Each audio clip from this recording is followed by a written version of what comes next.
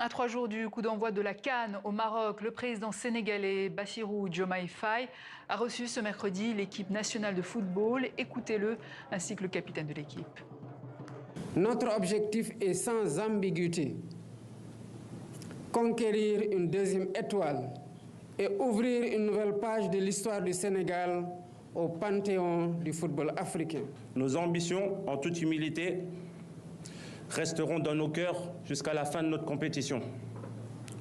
Nous voulons ramener la coupe dans notre très beau pays qu'est le Sénégal, au grand bonheur de notre peuple et de nos familles respectives. Et comme chaque jour, TV5 Monde se met à l'heure de la CAN avec notre rendez-vous avec l'un de nos correspondants. Ce soir, direction l'Algérie où l'on retrouve Kamel Zaïd. Bonsoir Kamel. Quel est l'engouement dans le pays dans un contexte de tension entre Alger et Rabat? Bonsoir, c'est une CAN un peu spéciale. Déjà, le contexte politique et diplomatique entre les deux pays. Il faut rappeler que les relations diplomatiques sont rompues entre l'Algérie et le Maroc depuis août 2021 et les tensions entre les deux pays ne cessent d'augmenter et de s'intensifier malgré toute cette période qui a suivi la rupture des relations entre les deux pays. Aussi, il faut rajouter la ferveur des supporters algériens, les matchs entre les pays de l'Afrique, enfin entre les nations, entre les sélections, je veux dire, pardon, des pays de l'Afrique du Nord sont toujours intenses. C'est toujours des derbies, que ce soit entre l'Algérie et le Maroc, l'Algérie ou la Tunisie, et l'Égypte aussi. Du coup, c'est une ambiance spéciale. Les Algériens attendent avec impatience cette CAN qui va se jouer au Maroc, malgré les tensions politiques entre les deux pays. Et quelles sont les chances alors de l'équipe algérienne?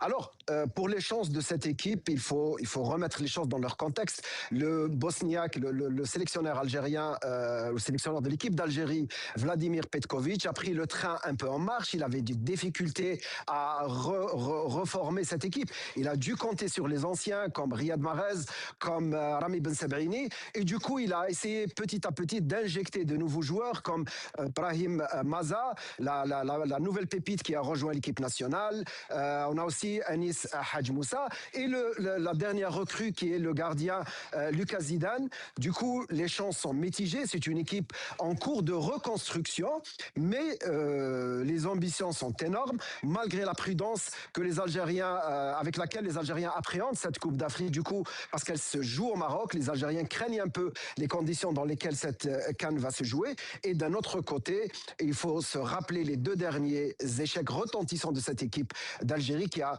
quitté les deux dernières éditions de cette CAN au début de la compétition, du coup, au premier tour. Alors, il y a de l'ambition, mais aussi beaucoup de prudence. Alors, quels sont les autres favoris des Algériens dans ce contexte? Alors, les Algériens craignent effectivement les grandes nations de football africains, telles le Sénégal, le Cameroun, le Nigeria aussi. Comme je vous ai dit au début, et ils comptent aussi faire beaucoup de calculs quand il s'agit des équipes de l'Afrique du Nord, parce que ces matchs, quand l'équipe d'Algérie affronte le Maroc ou la Tunisie ou l'Égypte, ces matchs sont très compliqués et on peut difficilement faire des pronostics et comme ça avoir une idée sur cette équipe. Tout va se jouer, à mon avis, au premier tour. L'équipe d'Algérie doit rentrer en force dans cette compétition, ne pas perdre des points au premier tour et pourquoi pas espérer une troisième étoile. Je porte le maillot de l'équipe nationale d'Algérie qui compte déjà 2 étoiles. L'Algérie compte avoir une troisième étoile. Cette équipe bénéficie ou a bénéficié de tout le soutien des autorités et de la population. Et tout le monde ici en Algérie scande d'une seule voix: 1, 2, 3, viva l'Algérie. Merci Kamel, viva l'Algérie et très beau maillot au passage.